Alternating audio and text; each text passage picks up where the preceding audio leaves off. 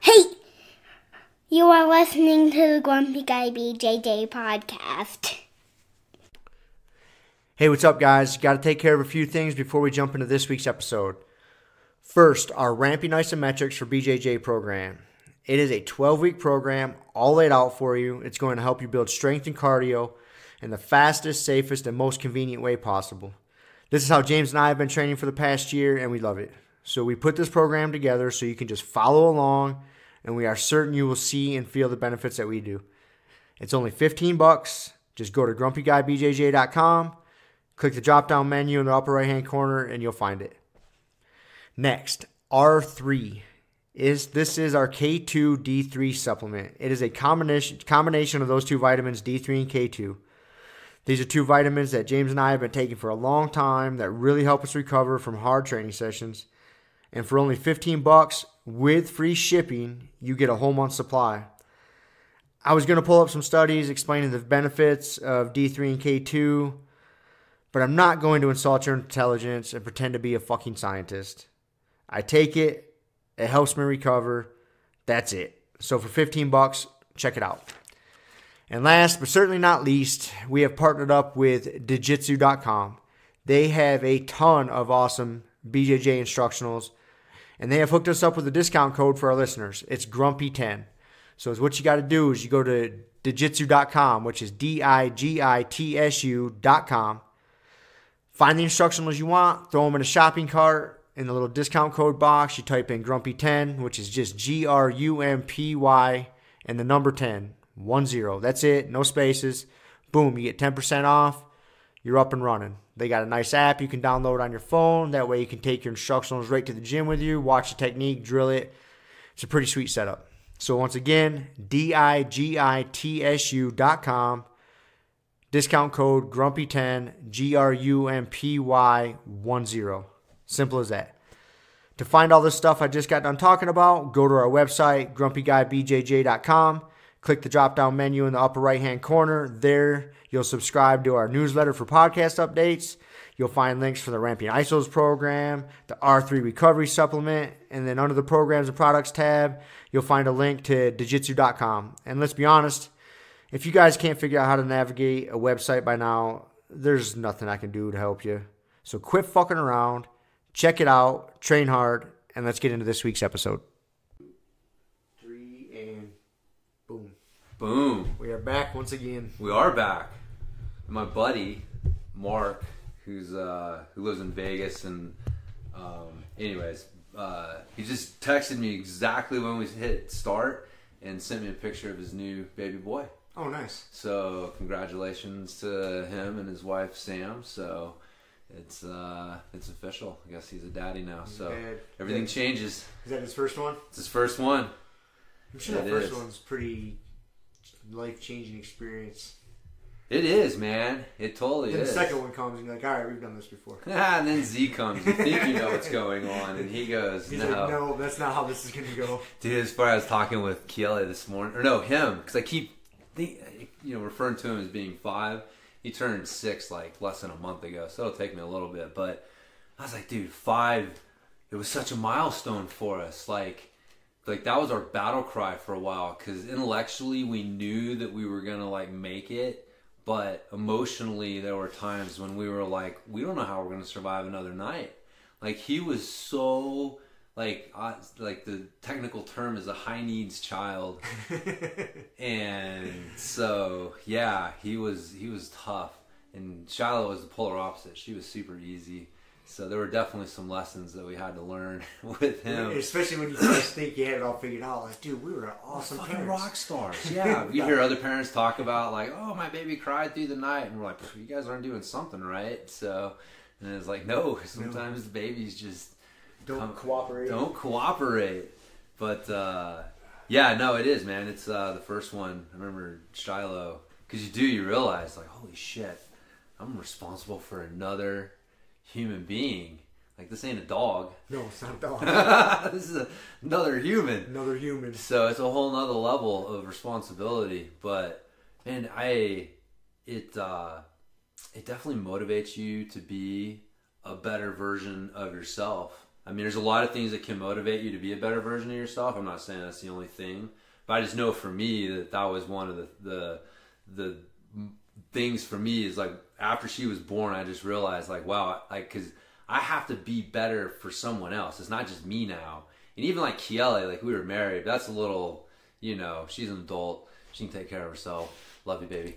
But, yeah, have a little baby sitting there holding this little freaking, you know, I forget what she weighed, you know, less than 10 pounds, this tiny little human in your arms, and you're like, whoa. I gotta take care of this thing. Yeah, this thing is my responsibility for, like, ever, really. I mean, the whole, yeah, they move out at 18 or whatever. I mean, they move out at some point, but, like, realizing, like, you never stop worrying. Like it's a permanent part of my psyche, you know? Like, your parents think about you all the time, every day. You know, there's probably not a day goes by that like you don't enter their mind just on some level, and so it's yeah, it's interesting, it's cool, but anyways, yeah, I've joked with him. He knows because he's heard my stories about my kids for the last couple of years that we've been friends. So, but anyways, it'll be good. Exciting. It is, man. It's exciting. Another little person. So by the time he grows up, maybe we'll have our universal basic jiu-jitsu platform in place.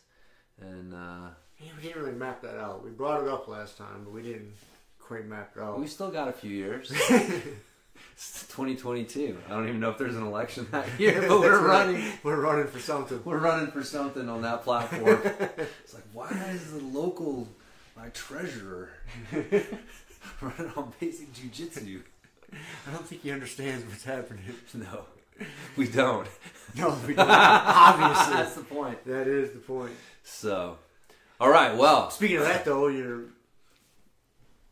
whack job shit. You've been listening to the Alex Jones podcast. Mm-hmm. I'm glad you're getting into that. That was fucking amazing. Dude, he's an interesting cat. He's got a lot. I was talking to you. We were talking about it, and this is the a historic podcast for us because for once I'm not the only one who's stoned. Nope. And now that I don't have to go to work, I can behave like a normal human. So we were smoking a bowl and talking about this shit before we started the podcast. And I said what really freaked me out about the Alex Jones shit. And again, man, he's a conspiracy theorist, man. Like interdimensional beings and, you know, world governments and just all sorts of... Shadow governments, breakaway shadow governments. The CIA and NASA are breakaway shadow governments operating to create a breakaway society that they've realized long ago that we're not all going to make it. And so they're just fucking dumbing us all down and poisoning us. And this wild shit, man. Fucking Chinese body farms and just... Pig-human hybrids and... crazy shit. But the thing is, we all know how this works, right? The truth is usually somewhere in between. No one has the truth.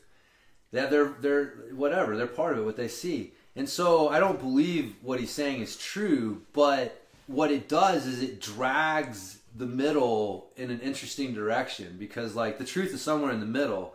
And before listening to that podcast, like how crazy I thought things could get wasn't that stake got picked up and moved a few hundred yards down the field, and so just by nature that kind of drags what the middle probably is a little bit in a strange direction. So you know, even if only 1% of what he said is true, that 1% is fucked up. It's gonna be wild, man. So I think. I mean, I don't want to speak for you, but if I had to put money on something, I think that the pig human body farms is probably the most likely like realistic thing. I bet China's doing some shit like that. Yeah, you can't guarantee, but man, there's no one telling them they can't. Right? They do whatever the fuck they want. As long as they don't have a head. Yep. So there's no brain, there's no like, you know, consciousness on that level, and you're just basically growing flesh and spare parts, then it's really weird, and a lot of people are going to be super squeamish with it. I don't know that I'm not 100% not squeamish with it. It's one of the... I thought about this.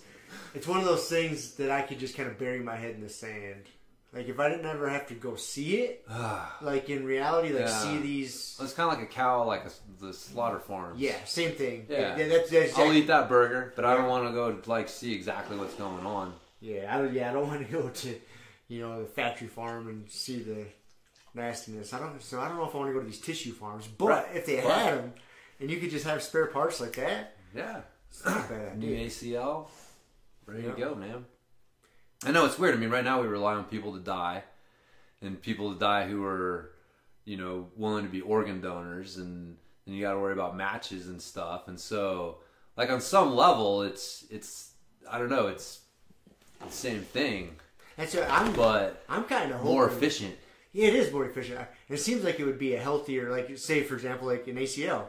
Yeah. Instead of getting an old dead person's ACL, you get something straight from the tissue farm that's fresh, never been used. Perfect match to you. Yeah. Yeah, well, how would they do that? Like, size-wise, would they grow a bunch of different size of these people? Yeah. You know what I mean? They would have, like, well, how do they do the cadavers? You know what I mean? I don't know. Well, I've never harvested organs from a cadaver. You probably have a range, you know what I mean? Like, they take a look at you, and they're like, all right, here's this guy. He's like, what are you, like 5'10"? I wish. 5'8". 5'8"? Yeah. Well, you wear it well, buddy. Yeah. And it's because you're on top of me all the time. You look much taller from the bottom. Could be. That's probably what it is. But, they're like, all right, here's this guy. He's this height, this weight. And so a cadaver in this range, plus or minus, parts will match will fit. Yeah, it doesn't have to be a perfect fit because the body will adapt it. Basically, it's going to co-opt it into its own system. In theory, that's right. That's our first time around. Yeah. So yeah, I think that's probably what they do. They just have some sizes that they grow, and I mean the real thing is you got one that's your clone. Like I was telling you about that. I'm pretty sure there was a movie called The Island about that back in like the early '90s. If I remember right. Yeah, I don't remember that, but the concept is interesting. Like having and these would just be instead of like a clone, conscious clone, it's just like your headless body clone. So all that shit is good, but even then, it's like, dude, well, maybe you'd want your eyes or something down the road. Your eyes get all fucked up, but we'll have robot eyes at that point. One would hope. Yeah. So, are the robots going to put the body farms out of business? Are we going to have universal basic income because all the body farm workers are going to be put out of business by the fucking robot parts, buddy? Do you see where this is going? It's very possible. Man, yeah. It's going to be fucking chaos in the streets.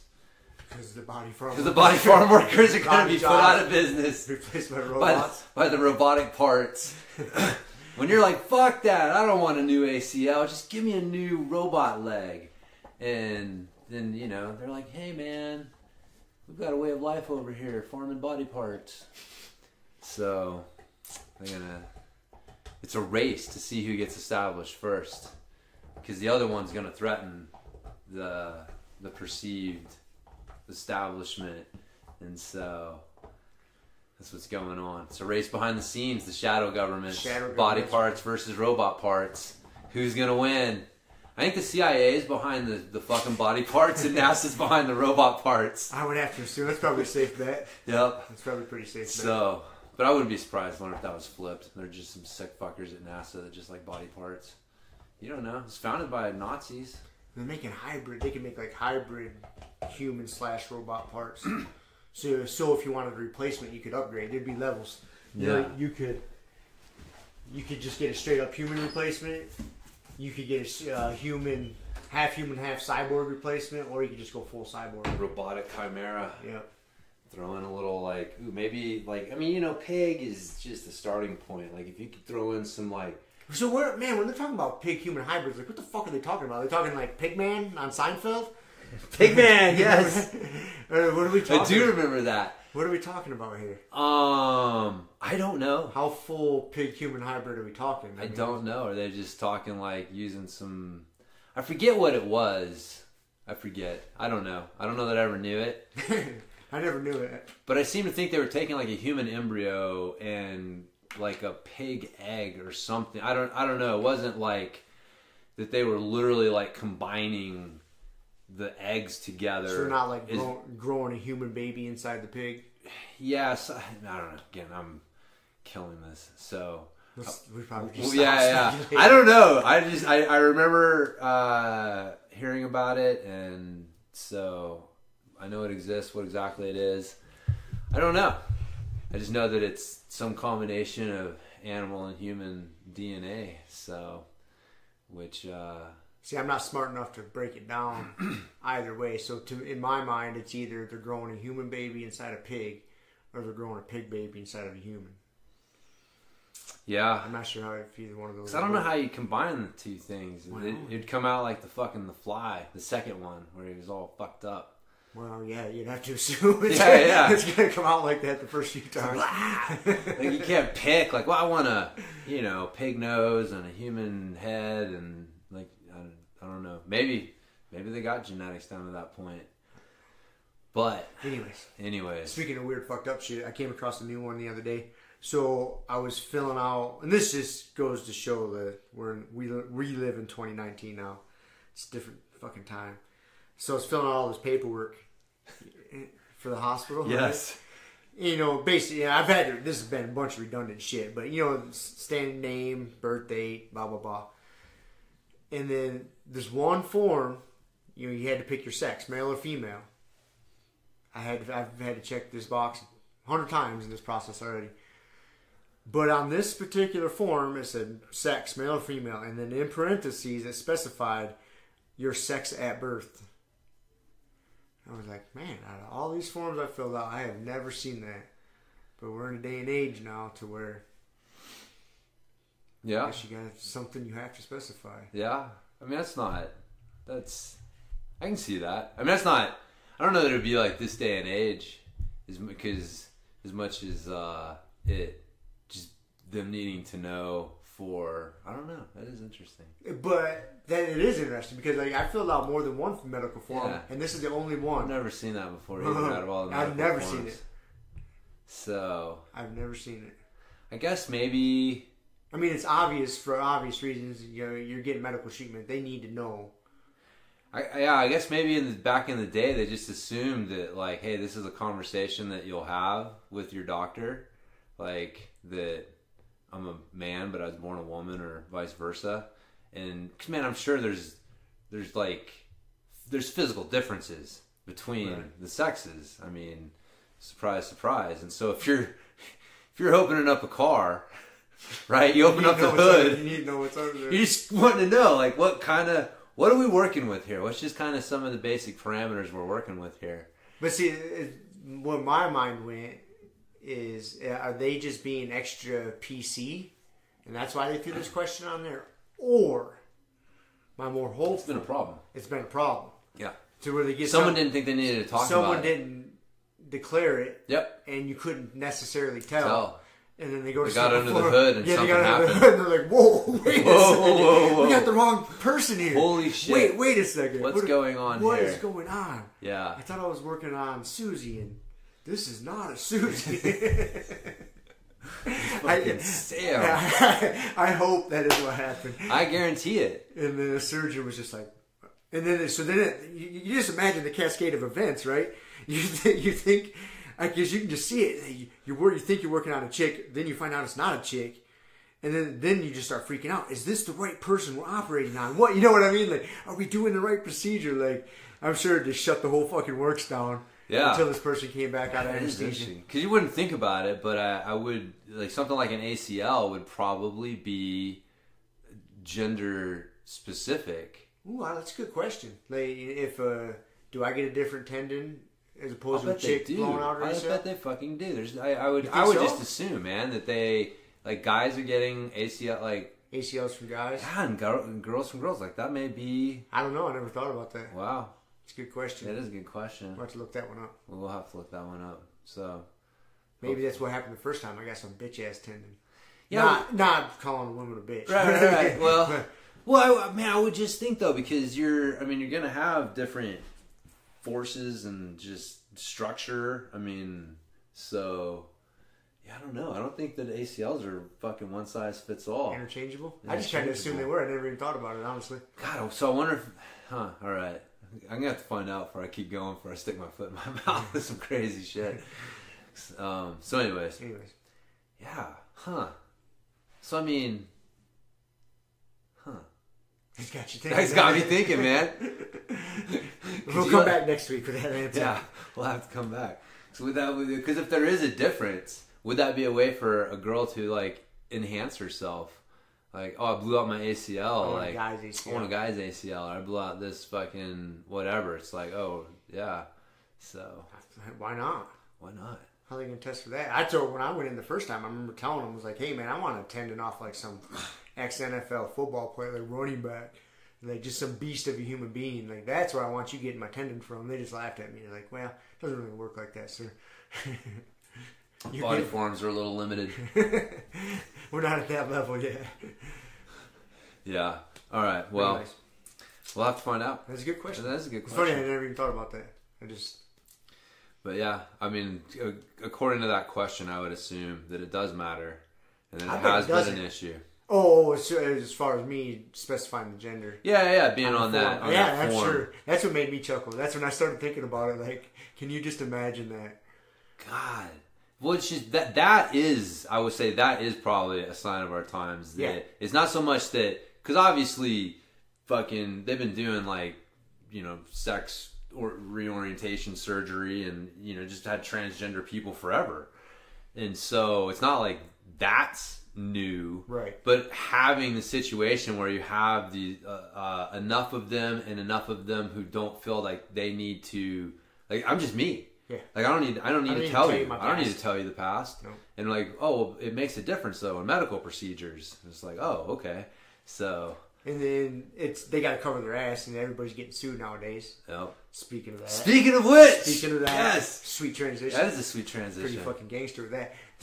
We just saw that article with that white belt suing his coach. Yes. Because he got hurt at his first competition. Yes. Yeah. We were just perusing around, seeing if there was anything worthy of talking about on the podcast, and we saw that and had to pull that one up. But yeah, it was up in Canada. Up in Canada. Guy apparently tore his meniscus at a competition. Yeah, at a competition, and his claim was that he wasn't trained properly. Particularly, he didn't get any stand-up training, and that he didn't realize that he was going to be fighting guys that could weigh up to almost 300 pounds. So he weighed like almost 250 pounds. And so that was his claim, that he was inadequately prepared and his coaches failed to get him in the right division. And so he's suing for pain and suffering, lost wages. Yep. Future lost earnings. Yeah, future earnings. Yeah, loss of future earnings. Yes. I think those are the things he was suing for. It's like 3 or 4 like things, but yeah, it was all some ridiculous stuff. Which is interesting because Canada generally is not as open to sue. Yeah, as litigious. So that's what is a little interesting. Like, hopefully this just gets thrown out. But even you commented, like, it's ridiculous that the coach even has to answer this. Yeah, we were reading an article, and it was giving you all the specifics of the story. And then there in the article was like basically the coach's rebuttal. And I think it's so fucking absurd. Like, why does he even have to rebuttal? But he's getting sued. He's getting sued. He's got to go to court. So maybe papers being served. Yeah, so maybe they take what he said out of the court. The local papers like covering it, so it's like negative press if you don't, and then like if you don't say something, it seems, dude, that is so bananas. Like, really, like this guy's suing for that. You signed up to compete. Yeah, you're an you adult. Signed a waiver when you train, and you signed a waiver to compete. 36 years old or something. Yeah, you know what you're getting into. If you maybe you don't, but if you don't, I said in the article he'd been doing jiu-jitsu for 8 months, 9 months, something. So he knew what jiu-jitsu was. I mean, I would say like competition can be different, but it's still jiu-jitsu. It's still jiu-jitsu, but I'm just saying though is like if you one, like, we both know that there's nothing that your coach can do to get you ready for a competition. Like, not really. Like, competition's a completely different beast. It is a completely different thing. Like, your brain does not see competition the same way that it sees regular jiu-jitsu. It just doesn't. And so, and that's part, we've talked about before, that's part of, like, getting better at competition is just competing so that the nerves aren't as bad. You don't deal with the adrenaline dump. You get more comfortable with it. And so it is like, you know, you can definitely walk out there and feel like you weren't prepared. But the problem is like, but that's on you. Like, and that's just part of the process. Like, your coach couldn't have, there was nothing your coach could have done to really fix that for you. And so, and that's really like the spirit of jiu-jitsu. Like, man, I'm bummed you got hurt, and you shouldn't have got hurt. But the thing is where did you fuck up, and how can you fix that and get better? And what can you continue to do around this injury? Like, there's all sorts of things you can do rather than sit at home going like, that's fucked up, man. If my coach had done more, I wouldn't be in this mess. It's my coach's fault, man. Like, yeah, it's not your fault. No, it's not his fault. Like, that dude is, like, that's the sad thing, is not only is he, you know, causing problems for this, you know, his coach and all this shit, but it's like, he's really the victim here, right? Like, that fucking thing, like, anger's that poison that you drink and you hope the other person dies. Right? So, he's angry at this guy and he feels like he's been wronged. And, you know, like, if you're suing someone, that consumes your life. You wake up every day. And it's like, that's on your mind. You're like, where are we at with this lawsuit? You know, that guy needs to pay. And you have to stay in that fucking negative frame of mind because you're suing this guy because he's wrong. And he owes you. And so, like, you have to, like, so really, like, that's the fucking sad thing, is this guy is fucking himself over. And the system is encouraging it. I can't believe the system's allowing it. Yeah. Man. To sign 2 waivers, man, and still, like, have this be It able goes to to go show. through. It goes to show you, though, dude, those waivers are such bullshit. They are bullshit. They don't mean fucking anything. Yeah. They really Oh, don't. I know they don't. They don't mean anything. And that's I will say, like, one of my mentors early on, they said, yeah, they aren't worth anything. But, if you had to go to court, would you rather have it or not have it? Exactly. And that's where, okay, yeah, sign them. Sign them. But just know that, yeah, at the end of the day, it really doesn't matter. It doesn't matter. Like, the courts, if they feel like you were negligent, and that's his angle, is that, like, his coach was negligent. And again, his coach's take was interesting. It's like, hey, he didn't do the stand-up class. You could tell his... Yeah, because I'd speculate most jiu-jitsu guys would not answer it like that. They'd be like, what the fuck? You know what I mean? You can tell his lawyer coached him on that. Like, do you guys offer, like, a wrestling stand-up class? Oh, yeah. And, like, there's our angle, you know, and that was a coached response. Yeah. But, I mean, it is. Dude, if you know you're going to have to do stand-up, and, I mean, I will say, I mean, obviously, we don't know, and maybe the guy did get fucking, I can't see it. No, I mean, you know? I'm not even, You're not even going to, like. I'm not even going to try to be open-minded. Fuck this guy. Yes. All right, fuck this guy. Fuck this guy. Fuck that guy. I try to. Like, I know I'm not the most open-minded person. I do. And I've been trying to get better in my old age. Not this one. Yeah. Straight up, fuck this guy. I hope he eats a big bag of dicks and he doesn't get a cent for this. It's fucking ridiculous, dude. Yeah. Man. I'm probably going to get sued for fucking saying this. We're not saying him by name. This is all just alleged, I guess. Yeah, it's all alleged. I signed the waiver. I haven't said anybody's name. So I signed the fucking waiver. That's right, me too. That guy. Yeah, no, I agree. I mean, you know, again, I'm with ridiculous. You. I try to keep open mind, but it is. It's I don't know. It sucks to get hurt, and you can get frustrated, but you're gonna go snowboarding and fucking hurt yourself out of the mountain and sue the mountain, sue the resort. Yeah, you do. I'm sure people do that. That's what happens, man. I'm sure people do that. Like yes. I can see if the chairlift fucked up and picked up to 100 miles an hour, sent you flying. Why do you think they don't have more downhill trails at Powderhorn? Like, they don't have, like, more... You mean for mountain biking? Yeah. Liability reasons? It's liability, man. It is very... You have to be very careful what you put out there for people to participate in, because it does not matter what they sign. If they can somehow prove that you were negligent, then you're in trouble.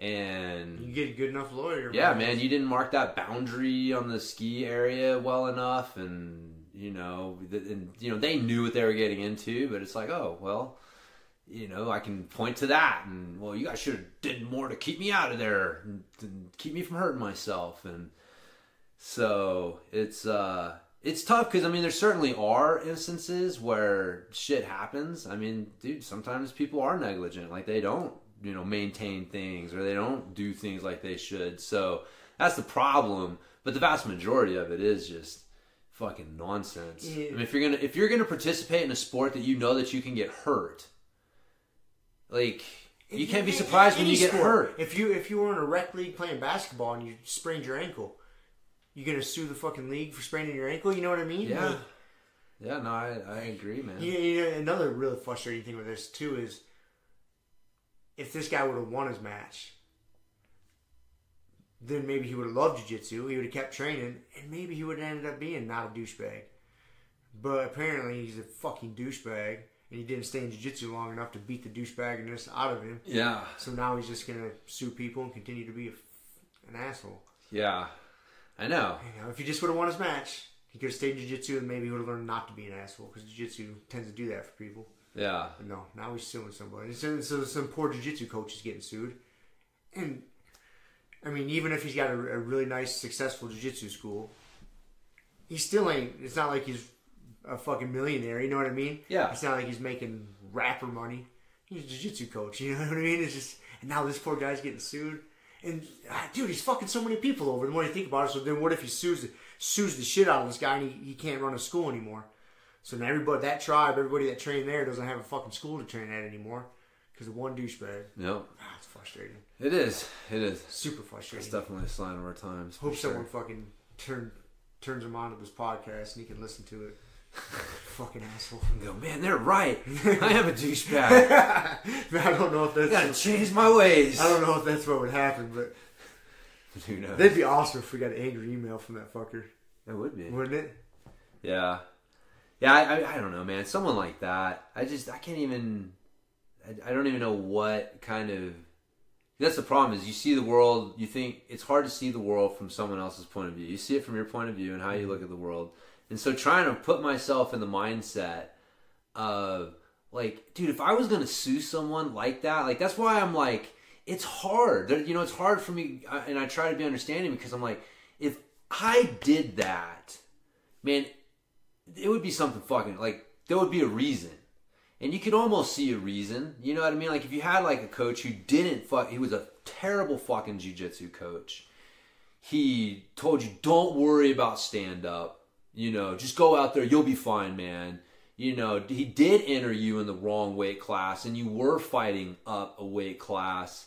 And, you know what I mean? Like, there is a scenario... Still not sue-worthy.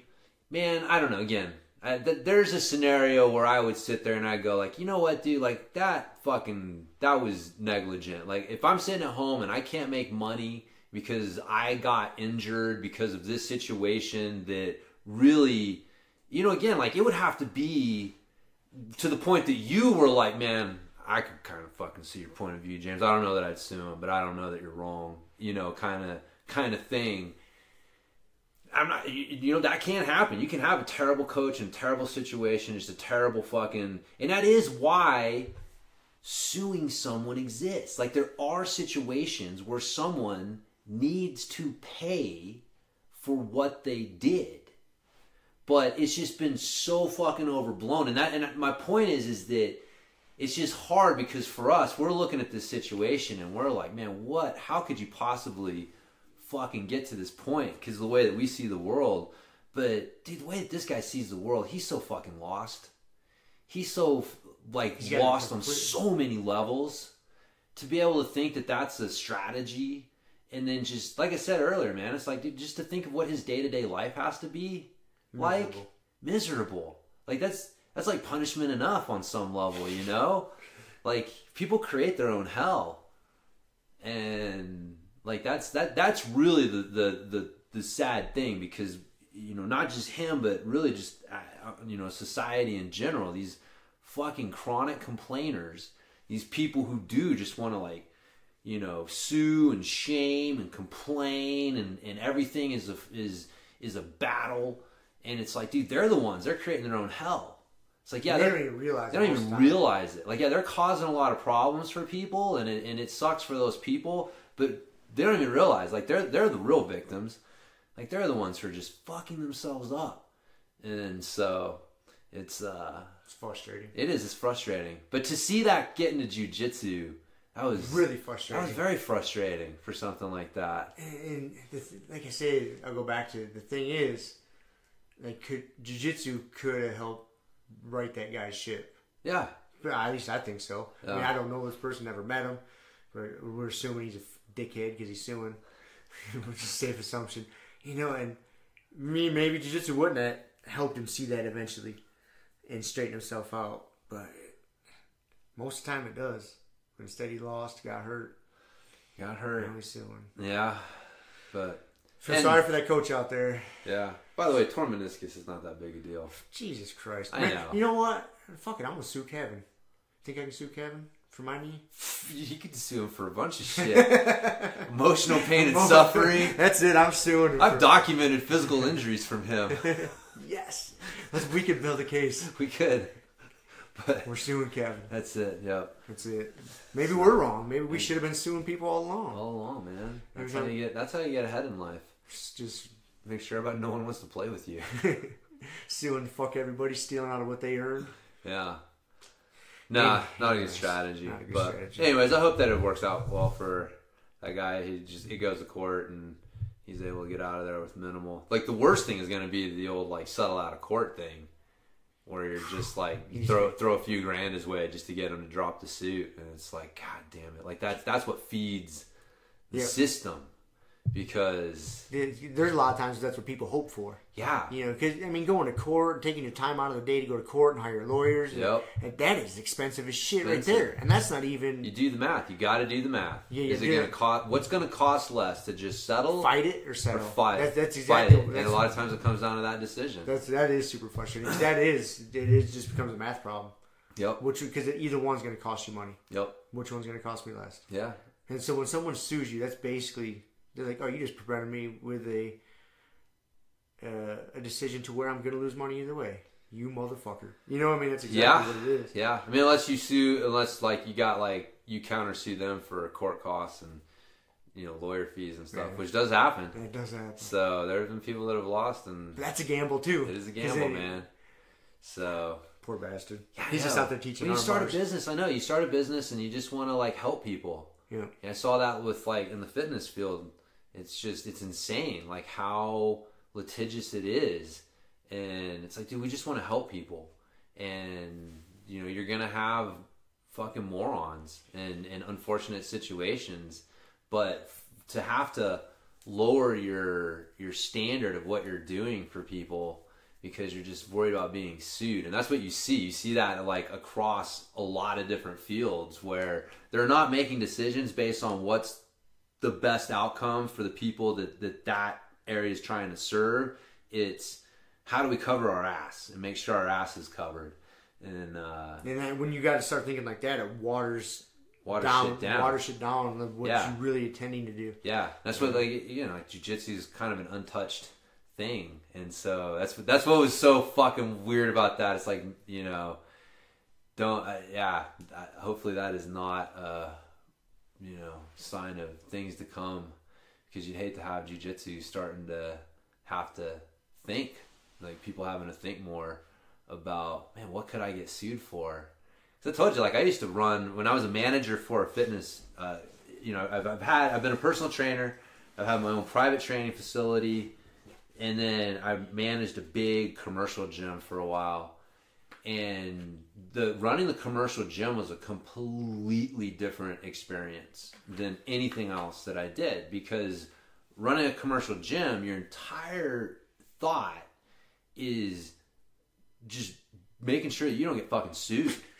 I mean, in all honesty, it's like, where's our liability? How can someone hurt themselves? How can someone fuck this up and hurt themselves? You just became a master at spotting potential problems before they became problems, and it was all based on that. So you weren't like focused on what's best for the gym. You're focused on not getting sued. Keeping the silver sneakers motherfuckers happy. The silver sneakers. With their cheap-ass memberships, and they want fucking their coffee. And, but you don't want them to slip and break their hip. Well, they just don't like you moving their coffee. And they get really upset. Yeah. If you move their coffee from one corner to the next, sometimes it can cause some problems. But anyways, yeah. But that it was keeping a small group of regulars who you had the vocal minority that you had to try to keep happy, so they would just leave you the fuck alone. And then the rest of it was like, I used to call it general pop. It was like I felt like I was running a prison. And it was like, all right, man, because they're like fucking prisoners in general population out there. It's like, dude, what are they going to do to try to hurt themselves or someone else? Like, if I put this out in general pop, what can go wrong? And you got to account for the dumbest motherfucker. Yes, you do. You do. I had that conversation with myself and the staff on more than one occasion. We were like, dude, we want to do this, or we want to like bring this piece of equipment in. And it was like, so I remember we got some of those selectorized, the Bowflex Select Tech dumbbells. Mm-hmm. And basically they gave them to us because they lost a bunch of our fucking spin bikes. Dude, that was a fucking nightmare. Oh my God. People love their spin classes, especially if you have like a spin cardio theater, so they're able to go in and watch their movies and shit. Yeah. And so we'd ordered these bikes, and so the bikes are supposed to show up. We're getting new bikes, and so we're gonna sell the old bikes because we got to make room for them. And so the new ones are supposed to show up on this date, and so we start selling off the bikes and starting to clear out the room based on the new bikes are supposed to show up on this date. They didn't show up, man. They didn't know where they were. They were fucking lost. They were like Schwinn bikes, man. Like Schwinn, the spin bikes. And they were fucking literally lost. Like for several days. They were like, we don't know where they are. They registered here, but they disappeared here. We don't know where they're at. And in the meantime, dude, I am just fielding shit left and right. Like people are pissed. And I'm like, what do what do you want me to do? But they don't care. They're $20 fucking bucks a month, entitles them to complain all they want to the manager.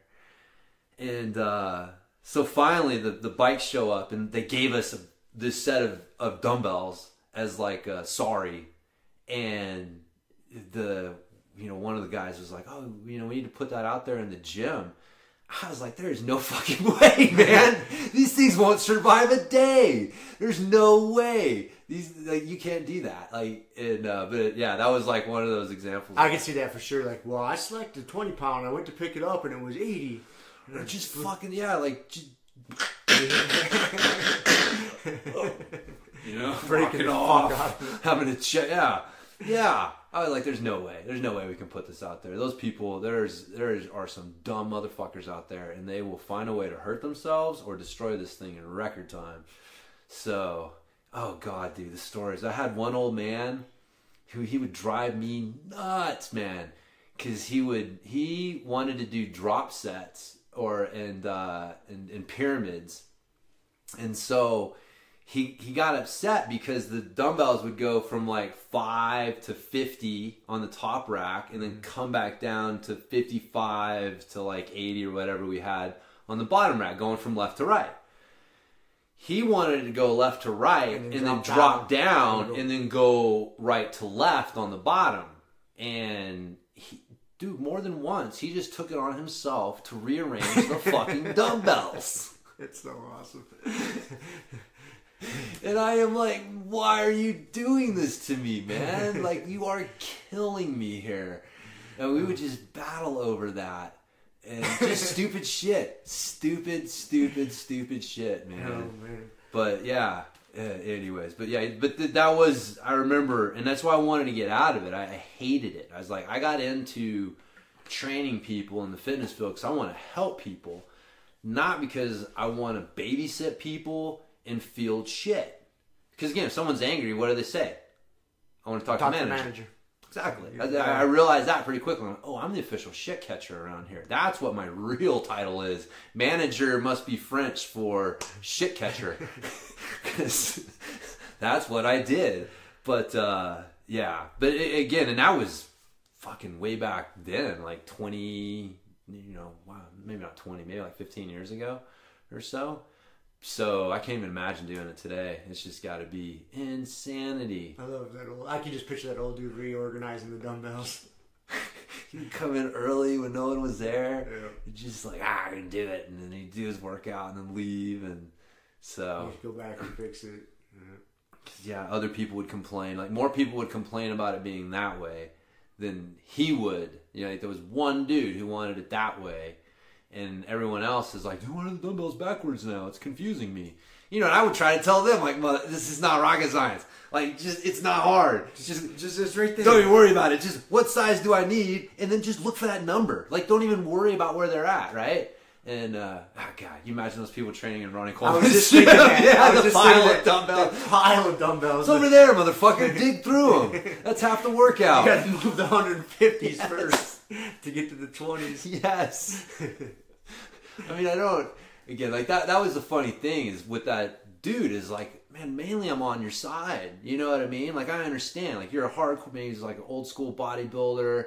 Like, really, if I wasn't the manager of that place, like, we would have been bros. Mm-hmm. We would have been one of those dudes that when you walk in and you, like, look around and most people in there are fucking full of shit and then they're posing. You see that one or two people in there, like, serious and know what they're doing and you give them a little... nod, and they give you the little nod, and he would have been one of those guys. That's why I was like, dude, don't you understand? Like, I have a fucking job to have all these fucking people complain about the music. It's like, what do you want me to do? Like, people want to hear pop, right? If I put on fucking heavy metal, I got more people complaining about heavy metal than the small handful. It was just like a jiu-jitsu gym, right? Like, the hardcore motherfuckers are not the ones that pay the bills. And so you're trying to, like, not piss them off and just hope that they understand, like, dude, I have my hands tied. But, it's hard to have those conversations with dudes in there who just want to fucking work out and have their dumbbells arranged the way that they want them. Proper order. So, yes. Yep. Anyways. Oh, man. Working in a commercial gym. That's, I can't imagine the stupid shit you'd see. Dude, it was insane. I mean, I've told you, like, I worked for the Fruit of Fitness Center for a bit, and I quit. I walked out when first this dude walks in, man, and he's, this guy had to weigh like, 120 pounds soaking wet, just skinny as shit. And he walks in, and he's all pissed off because who's the Lions, right? Like, they collect eyeglasses for children. Yeah. They were having a meeting in their chapter house, and some of the people were parked in the gym parking lot. So he had to park halfway down the block. Which again, man, this is Fruit. We're not talking like a fucking city block here, right? You had to walk like 60 seconds, maybe 90 seconds from your car. And the irony, right? You're coming into a gym. Exercise.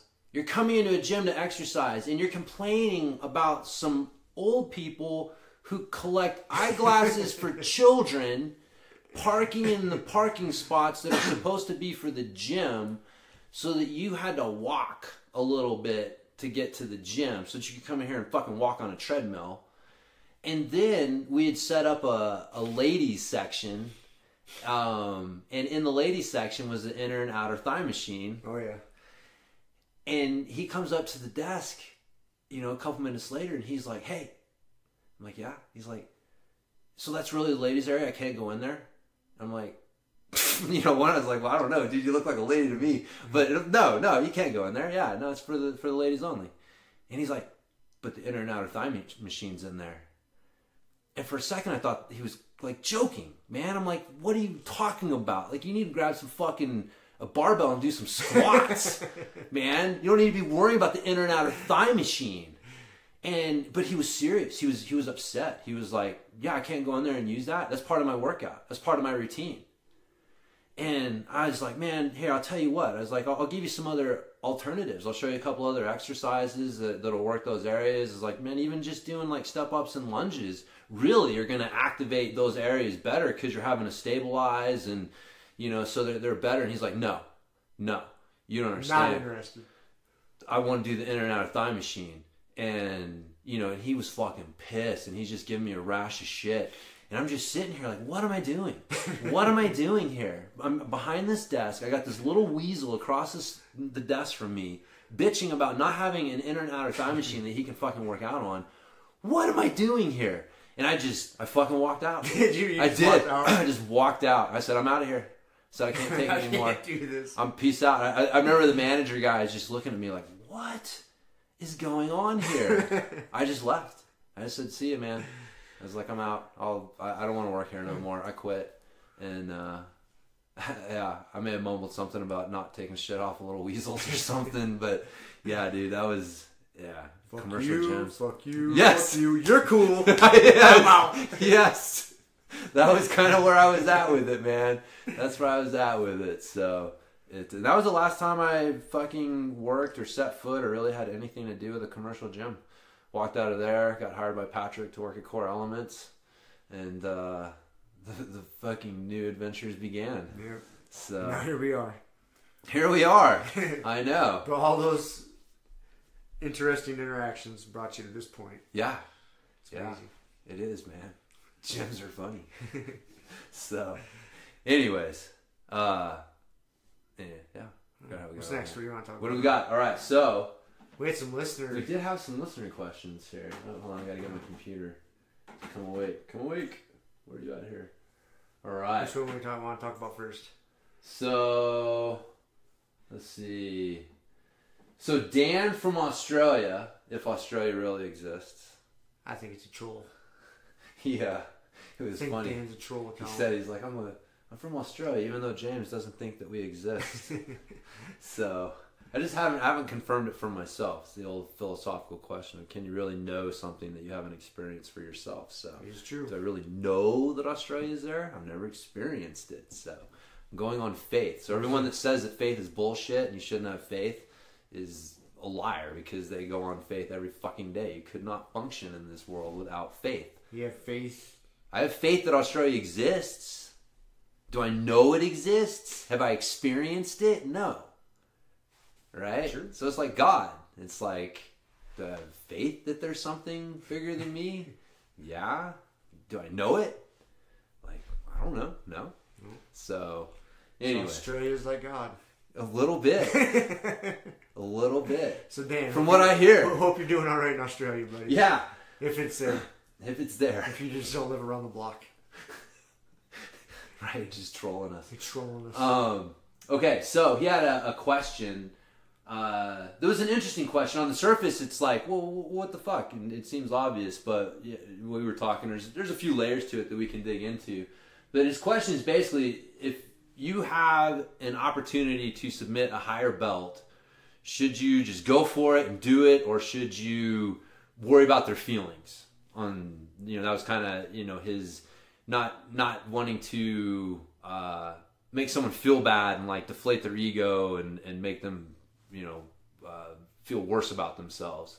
Did this Dan character say, is he like a white belt, or is he more advanced? I don't know. I think he's a little earlier on, so I'm gonna guess like white belt, blue belt level.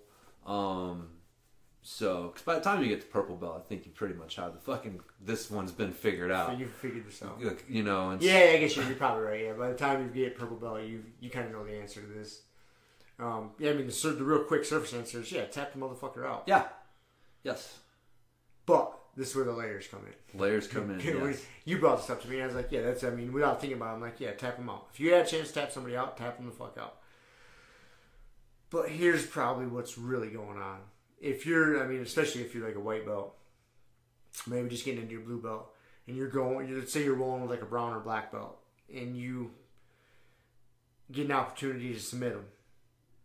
Well, probably is what's happening is they're playing with you. Probably not taking you real seriously, and you're strong enough to find something, squeeze it, and make them tap. But I'm going to put money on it's not going to happen again. Yeah. They're going to stop playing with you, and you're going to get fucked up. You're going to find another gear. You're going to realize that there's levels to what they're doing. And that's probably, from what I've seen, a lot of what is happening. Yeah. In that situation. I would agree. That was something that it took me a little bit to realize, but I definitely saw it firsthand. You know, shoots, I remember I caught you with a couple ankle locks as a white belt. And then I realized, like, oh, he was just fucking around. Not taking me seriously. And now I don't get any looks at ankle locks anymore. And so, yeah, it was kind of an epiphany one day. Like, oh, there's levels to what's going on here. So if I'm catching like a really good blue belt or a purple belt and higher, and I'm a, you know, white belt, new blue belt, you know, maybe like it was, you just caught them and it was good on your part. But 9 times out of 10, they weren't hitting you with their A game. Maybe they were like trying something, or they just weren't, you know, taking you seriously, and so they weren't watching all the holes like they should. And we've all been there. I mean, fucking Trey is a perfect example of one of those white belts that you learned real quick. Like, oh, I can't let this dude sniff an armbar because he catches it. Yeah, caught me in a couple, and it's like, okay, like, you're not gonna, you know. And then the battle begins, right? He gets better at fucking getting them, and you got to get away. But that's where you realize, like, oh, like, it wasn't that I'm some fucking prodigy. There's levels to this shit. Now I'm just gonna experience a higher level of jiu-jitsu, which is what you want. But the other part of that too is, like, your training partner should welcome you getting better. I mean, I love it when people are like catching me and I'm like, yes, now I have to fucking be better. You're gonna make me better. And so now I have to worry about defending this submission more. And so that's going to make me better at that. And so they should welcome you getting better. So if you catch them with something, their ego shouldn't be hurt. It should be... if they're throwing a tantrum and being a poor sport, like we talked about last week about it, that's just not a cool That's on them. That's on them. They're going to be the exception and not the rule. Because most of your training partners are... Like, so you're going to find that, one, they're happy that you're getting better and giving them a better training, being a better training partner for them, because we've talked about it before, it's selfish, man. Like, the better they get, the better I get. And 2, you're probably going to find out that you're not going to get a look at that submission anytime again soon. Or maybe you do. Maybe you are getting really good at something. And like, fuck, keep going. Maybe it is, keep working it. That's on your training partner to figure out solutions to it. That may be one of those first signs of, like we've talked before, you're going to have to figure out your jiu-jitsu path, like what works for you, kind of what submissions, what passes, all of these things. Eventually you develop your quote-unquote game. And, man, if you find yourself hitting, I mean, again, like, going back to the ankle lock, that was something that I was having luck with against higher level guys, and that was okay. Like, there's something here, even when it's getting shut down. That was kind of that first sign, like, oh, this is maybe part of my path of where I'm wanting to go with shit. So, but, yeah, there's levels to it.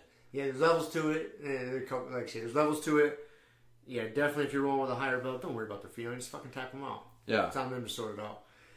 But on the other side of that, you don't, if you're rolling with somebody that you might be a little bit better than, you don't want to break all your toys, so they don't want to. Yeah. We've talked about that before. Yes. You don't want to just. That's where, I mean, I appreciate that this guy's thinking about people's feelings. Yes. That's cool.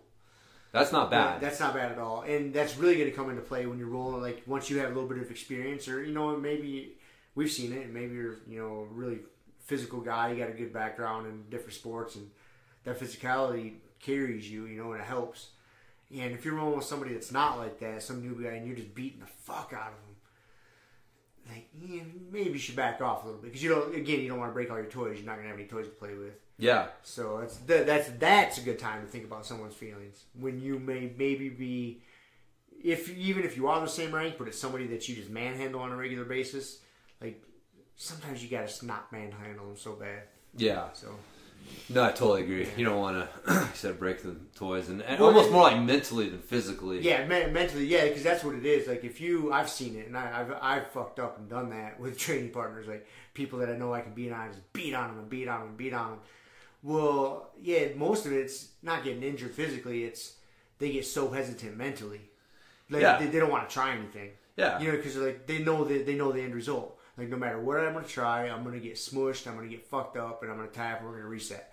And that's because that's kind of your fault. Like, all right, you gotta let them have enough confidence to try things. Yeah.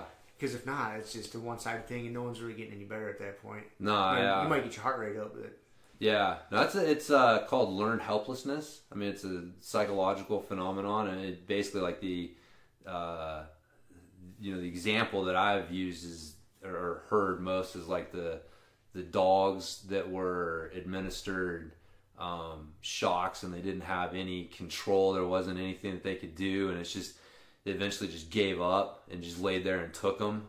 And it was just they learned like, man, there's just nothing I can do. Hurt no matter what. Yeah. It's just the helplessness that you learn, and the same thing happens in humans and individuals and societies and everything and it all. Like, man, if you just keep getting beat down, it does. It affects you psychologically. You can't, once you realize like, part of my self story is feeding into this too much, like you can break that cycle, but it definitely exists. And for, man, most people aren't psychologically aware enough to know that. And so if you are just physically abusing them and beating them down all the time, like, they are just going to become helpless. They're going to learn to become helpless, and they're not going to... It's the path of least resistance. It is, man. It is. Like, no matter what I do, this is just going to end poorly. And it's, man, it's tough. I mean, it's a hard thing, man. I'm sitting here laughing. I'm like, dude, there's a few fucking learned helplessness positions I got with Randy in particular. Most of them. Yeah, man. Most positions. Dude, there's like, you get to certain spots, I'm like, oh, fuck, this is going... It's gonna end no badly. upside to this. No upside to this position for me. But I fight that, man. Yeah, but I'm aware of it. I'm aware of it. And it's like, man, I never want to step in there and, I just try to be aware of it, man. I'm not going to say I do it 100% of the time, but just being aware of it helps. But not everyone is. And so, as you advance ranks, you do got to think about that, man. You can't just fucking beat the shit out of white belts and psychologically destroy them. Every once in a while, you got to throw them a bone, and then they'll submit you, and they'll think, oh, did I hurt his feelings? And you can show them that they didn't. So... Or maybe you think they did because they just put a beating on you, like, oh, he was really angry. Yeah, exactly. So, but no, it was good. That's a good question. Good question. You forget about that kind of shit. You've been doing it for so long. So let me ask you a question. Okay. What do you think about? Because there's a psychology to it, right? Like everybody, like you start to learn certain training partners' psychological traits. And so let's say that you have a training partner that you know that if you get a submission on or you get a good move on, you're just going to get fucking piss beat out of you for an untold amount of time after that. And so, you don't necessarily, I don't know. And so it's like, okay, I know I could get this, but it's just going to result in this fucking ass whooping that I don't know that I really want to endure. I'll take that ass whooping any day of the week to get that submission. If that's how it's going to be, that's how it's going to be. That's how it's going to be. Because then I know I won on several levels. You know what I mean? That's true. Not only did I catch him, but I really caught him. Because now this motherfucker's pissed and coming at me. That makes me happy. Like, when that happens... The fucker's coming at me after I catch him. I'm like, oh yeah, that was good shit. I fucking caught him. It makes those ass whoopings afterwards hurt less. For me, anyways. I can see that. It makes them hurt less. Yeah. Because inside I'm just chuckling. I'm like, oh, this motherfucker's pissed, and fucking cross it. It just makes me laugh. So. Yeah, I don't know, man. Sometimes I think playing the long game, maybe not showing all my cards until I get fucking stronger. That's still my thought process. Trying to level up the character before you fight the big boss sometimes. Yeah, you don't always want to reveal everything you got because you don't want them to know exactly what to shut down. Because that's the thing. You hit something and then it's like, well, now they're fucking hypersensitive, and then it's like, yeah. Anyways, I don't know. I'll admit, dude, I play that fucking game. I definitely do. Just to save the ass whoopings. Just to save the ass whoopings. Nah, I don't. Never have, never will. Man, the ass whoopings are like, on some level, like, they just build character. I mean, we've talked about it. You're not learning. No. You're not learning at 100%. you're building character and maybe some work capacity. So I'm not saying that they don't have a point. But there's holes to find in there too. But there's holes to find in it. There can be. There is. There can be. There's holes. Yeah. Yeah. I don't know, man. I can see the difference in your personality and mine. I can see you playing that and me not. It makes sense. Like, I'm not even gonna try to like talk you into it or argue my case. Like, it fucking makes sense. Okay. You think about shit more than I do. I do. I definitely do. Definitely do. So, because there are some people. I will say, like, there are some people that their ego is a part of how they roll. Are you talking about me, James? Well, sometimes. I know sometimes. You are. I know you are. It definitely is.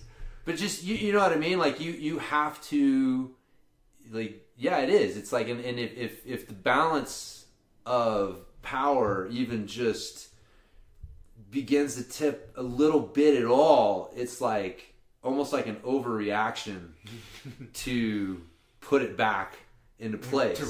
To right that fucking, in my world. That wrong in my world. Exactly. Yep. And so, you know, that's just what, you know, the way I see it. And I'm like, man, I don't know that I want to play that game. That's a great game to play. Is it? Yeah. You gotta keep your world right. Well, no, it is for you. Right.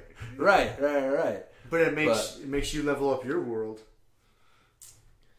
No, it does. But I have more opportunities to find leveling up opportunities when I'm not taking ass whippings at 100%. So yeah, I don't know. This seems like a lot of rationale that doesn't even need to be made. Yeah, I know. It sounds worse than it is. Because it's not like I'm going hard. It's more like I said, I just understand the psychology of some training partners and like, all right.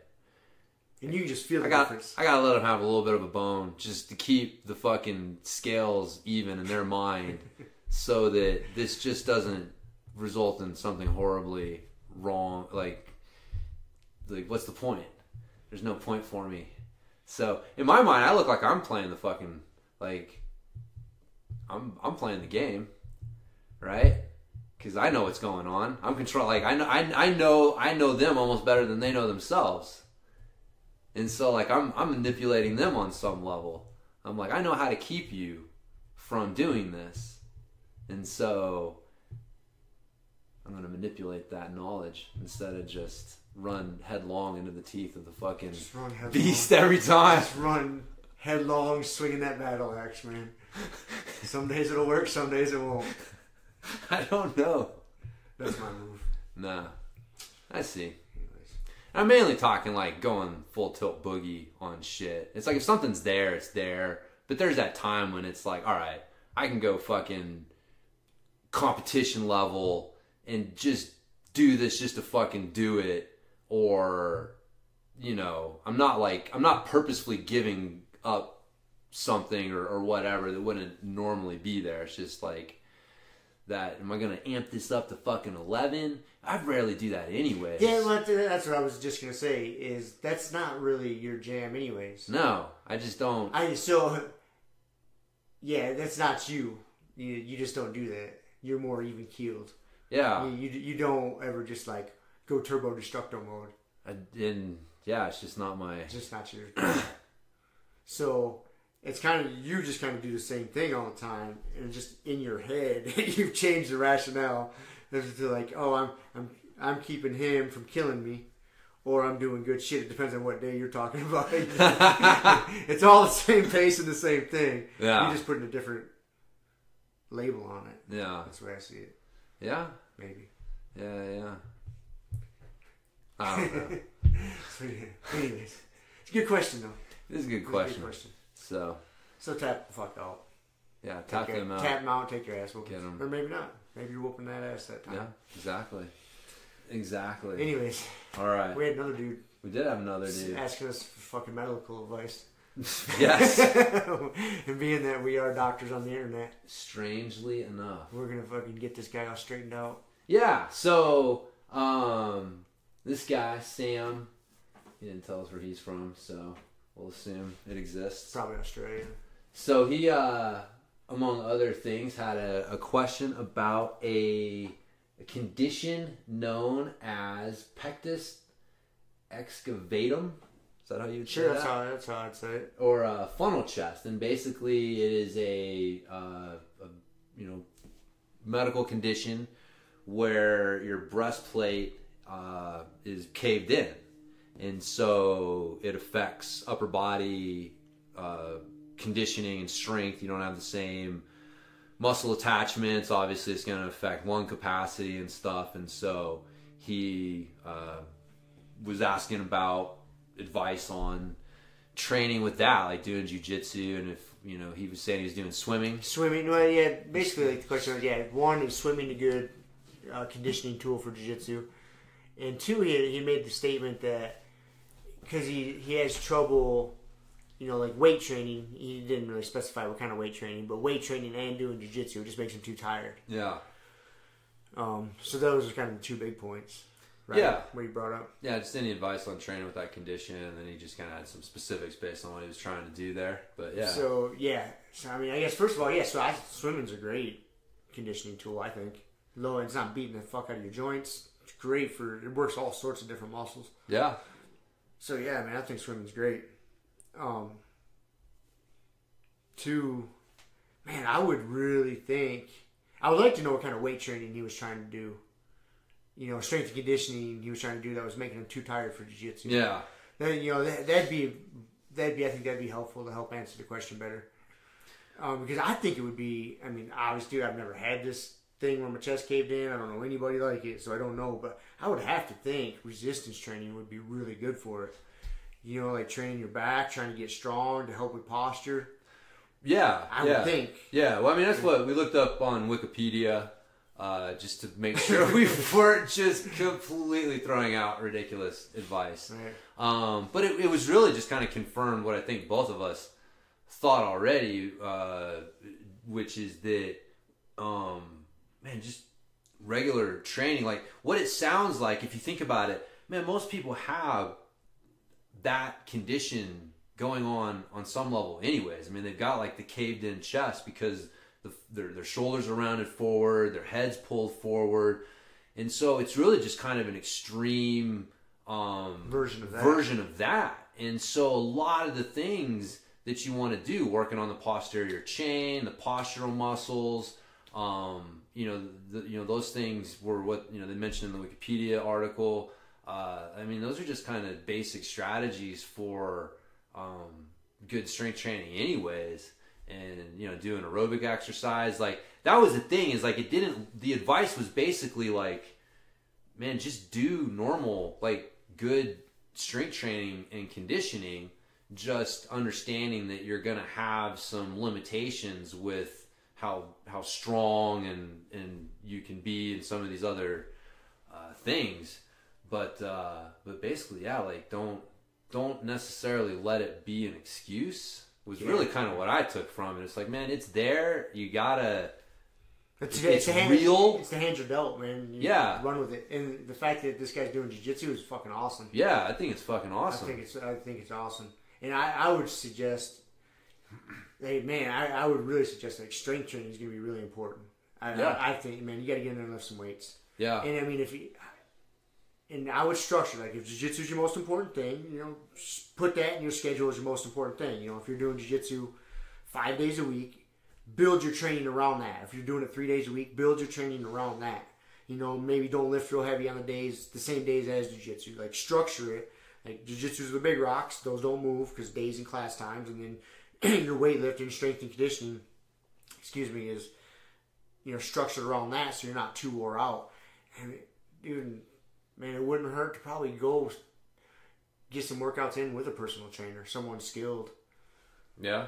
Tell them your goals, and kind of that way it helps you kind of educate yourself, and you can start building your own framework and your own program. But go hire a personal trainer and learn to do it properly. Yeah. That would be a big step. Man, I'm starting to sound like a broken record. I was telling Keela this morning.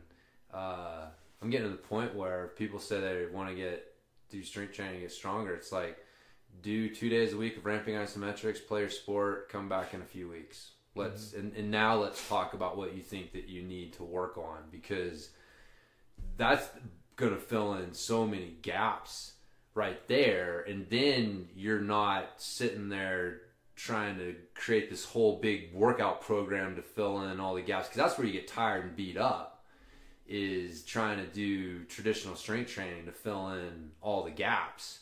And it's do that and then add on that stuff if you still need it. Because, you know, just what he was talking about, like regular training and doing jiu-jitsu made me too tired. It's like, well, fuck, dude, it does everyone. I don't know anyone that it doesn't affect. You have to really be on. It takes a while too, especially if you're starting out. You got to remember that, man, your efficiency gets better. So you rolling as a white belt is not the same thing as you rolling as a purple belt, brown belt, black belt. And so you're not going to have as much energy and to be able to put into strength training stuff. Like, you know, you're fighting for your life. Fighting for your life, and your body's getting conditioned to it, and you're trying to get more efficient at the movements. And so, yeah, man, just focusing on the ramping isometrics and then doing jiu-jitsu and then trying that for like a month or two. And then seeing like, okay, now what do I still feel I need to work on? What other gaps do I feel I need to fill in? It's like, okay, well now we can start looking at adding another workout or two each week to fill in those gaps. But, man, there's no reason to overcomplicate it. And I've come to this conclusion because I'm kind of coming back full circle. I got more into doing the strength training stuff. And it hurts, man. Eventually it just hurts. It hurts fucking lifting weights. Like your joints and everything. And I get pissed off when I'm like, fuck, man, like my elbow hurts because of doing rows this morning. And it's like, I don't want my elbow to hurt. My elbow hurts because of jiu-jitsu, but it gets worse doing the more strength training stuff I do. And it's like, why am I doing this? Why am I doing this? Why am I not just doing what I know works? Ramping isometrics, mobility, jiu-jitsu. Playing around with some maces and doing some other things on occasion because it's fun. But this whole structured strength training stuff, it's tough, man. It's tough to balance the two. So that's my thoughts. I mean, I think you can balance the two, you know, but it takes practice and skill and just learning your body and how much you can put out before you feel broken or too tired. I mean, dude, I like strength training. I like lifting weights. You know, I like doing ramping isos too. I mean, I do both. But I just like lifting weights. Yeah, but it's not affecting you like that. No. You know what I mean? But I've been at this shit for so many years. Right. Jiu-jitsu and strength training. Jiu-jitsu and strength training. So I know. If you're trying to start jiu-jitsu and strength training at the same time. That's tough. That's a big uphill battle. Yeah. That's why I'd be like, just do ramping isometrics, man. Focus on that. Get better at jiu-jitsu. And then as your conditioning gets better, as you feel like you're able to do more, then you can start adding in the strength training. Because I guarantee you, if you start to feel beat up and sore, like, what's the first thing you're going to cut out? The strength training. Right, exactly. It's not going to be jiu-jitsu. And you know the ramping isometrics are not really adding to it that much. So that's kind of my point, is like, if you're talking big rocks, right? Like, it's jiu-jitsu, ramping isometrics. The other stuff starts to become smaller rocks type stuff. Like, because you don't have to have it. And it'd be the first thing that you take out. If you're like, okay, I have to take something out, like, what are you going to take out? And it's like, oh, I'm going to take out that. So it's like, okay, well, that's not a big rock then. And, but anyways, so yeah, that's because Kevin was talking about wanting to get a strength training program. I'm going to tell him you just got to come to Grumpy Guy. You got to come to Grumpy Guy, do the ramping isometrics and the mobility. You know, you can do that at home. I'll give you the freaking list so that you can do it at home by yourself another time, and then try that for 6 to 8 weeks, and then see how you feel. See how you're feeling, and then we'll decide. And then we'll figure out what else you need to do. But dude, here's a program. We're going to be doing kettlebell this and maces that, and bodyweight training this, and here's a 3-day rotating split and all this shit. And it's like, most people aren't going to do it, man. Most people aren't you. You're fringe. We talked about this last time. I forget that sometimes. I was reading an article the other day. It was actually some Australian. I think he's some Australian strength and conditioning coach, and he was talking about stimulation, not annihilation when it comes to training. Yeah.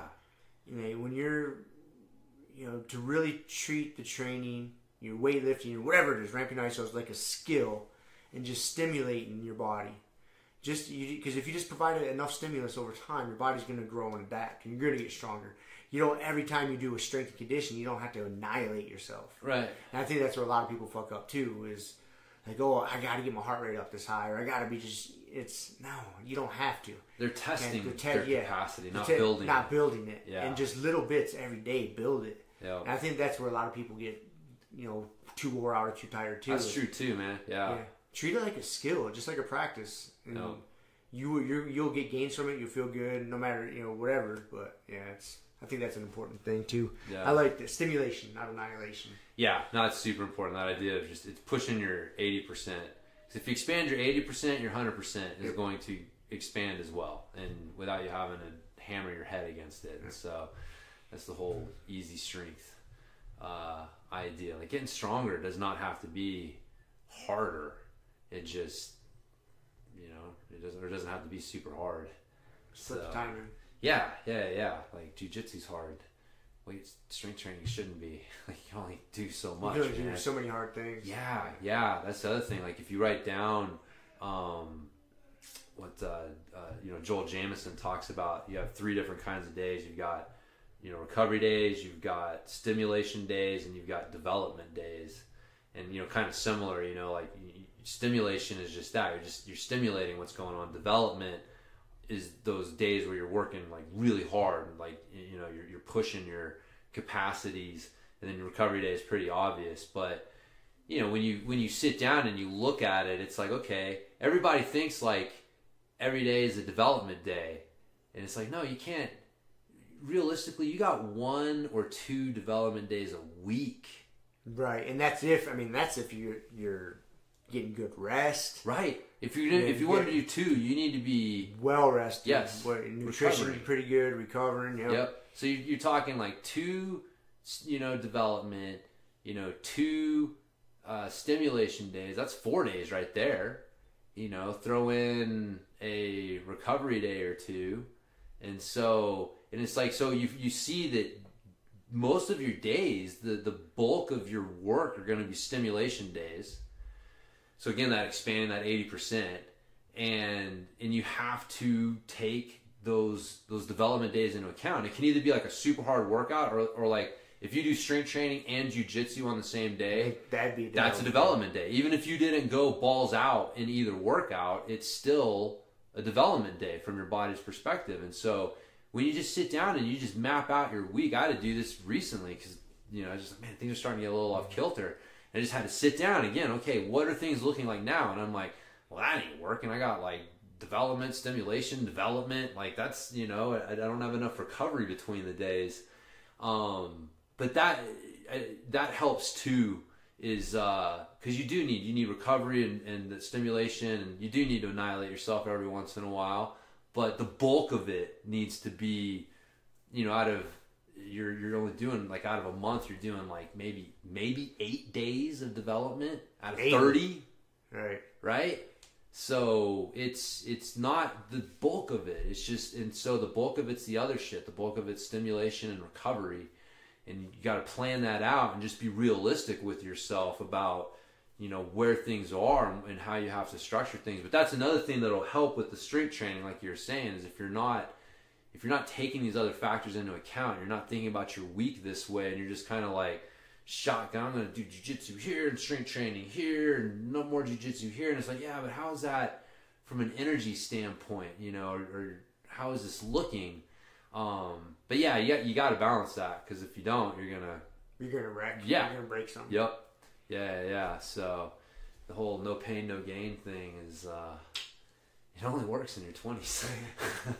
Short window. Yes. There's a short window where that works. Short window, so... We are past that window. Yeah, man. So... Anyway, so hope that dude got a good answer from it. Yeah, I think Sam or whatever his name was. Yeah. I think just, man, keep training. He had a question, too, about knee on belly and feeling like he's going to puke when people get him on knee on belly, and just not knowing if that was normal or gassing or... Dude, that's normal. That's normal for somebody who doesn't have a caved-in fucking chest. Yes. This poor guy's dealing with a caved-in chest, so I would have to say that's probably pretty normal. Yeah. You know what your best knee on belly escape is, buddy? Don't let them get there. Yeah. You see them passing your guard and fucking going to side control knee on belly. You scramble and get out of there. Yep. That'll be your best bet. Yeah. Yeah, but knee on belly, when you're tired and out of breath, it can really suck. Knee on belly, fucking body triangle, Body back. triangle. Oh, yeah. From the his, Yes. Oh. Those are a couple things that when you're just gassed. Yep, and then that happens. And then, that happens. Because both of them, you've got someone just putting a lot of pressure directly on your diaphragm and, your breathing muscles there. And that's just not good. No good. Your body does not like that. Your brain has all sorts of Start built-in reactions to that. None of them are good. No. Start biting people and freaking out and shit. Yeah. It will get better. I mean, it is one of those specific strength things that, like, the more you wrestle and the more you get knee on belly, the stronger you get, the more tension you're able to create to kind of counteract their pressure, which is still not a good defense. But it is a defense. But it is a defense, man, yeah. So it'll at least give you a little more time to think before you start feeling like you're going to puke. But, dude, yeah, we were talking about this the other day, like, knee on belly and side control, like, those positions in general are just, they're tough to get out of, and you just got to move. And if you got someone sitting on your freaking diaphragm with their knee, it makes it harder. It makes it way harder. It makes it way harder. So it can be very unpleasant. Yeah. So that's normal. That's just normal stuff, man. So just don't let them get a knee on belly. Work on your knee on belly escapes, and stick with it. Stick with it. Yeah. Just keep training, man. Cool. Just keep training. So what else we got? I think we got our subject for the day. Before we get into that, dude, I gotta pee like a racehorse. Do you? Yep. Let's do it. Pee break. Alright. I might leave this in here for you guys as listening. Edit it out. Hey, Z, why don't you go in there and talk some? Where we got we're recording. You can go talk to the Grumpy Guy audience. Why don't you and Tita go in there and pretend that you're being Rob? Talk about jiu-jitsu stuff. What did we say? I don't know. Just go in there and Talk talk. about what you guys did in class today. Or And also... or whatever. But he's got to sit on one side when he sits on the other. Go. Okay. Okay. Hi, I'm Z. This is and... Hi, I'm Z. This is Shiloh. So we went into kids class jiu-jitsu today, and you want to tell them what we learned, Z?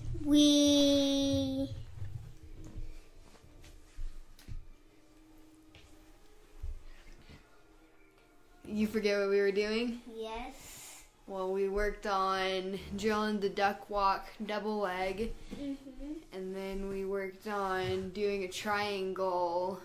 Sprawling. Yeah.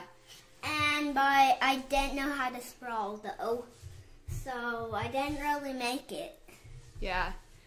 So we're James Wilson's children. Yep. That's not good to do with microphone, Z. Stop, okay? Okay. Z, stop, okay? Okay, I'll stop. Thank you. What do you want to talk about? What about the Grumpy Guy BJJ program? What's the Grumpy Guy BJJ program, Z? Actually, the Grumpy Guy BJJ people that's making the podcast, What about them? James and Rob, What about them? they also do jiu-jitsu. Yep, that's what the whole podcast is about, huh?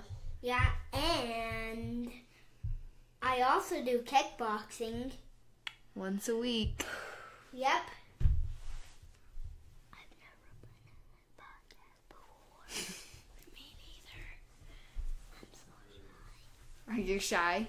No, I'm not. It's alright. I don't want you to tell the whole audience.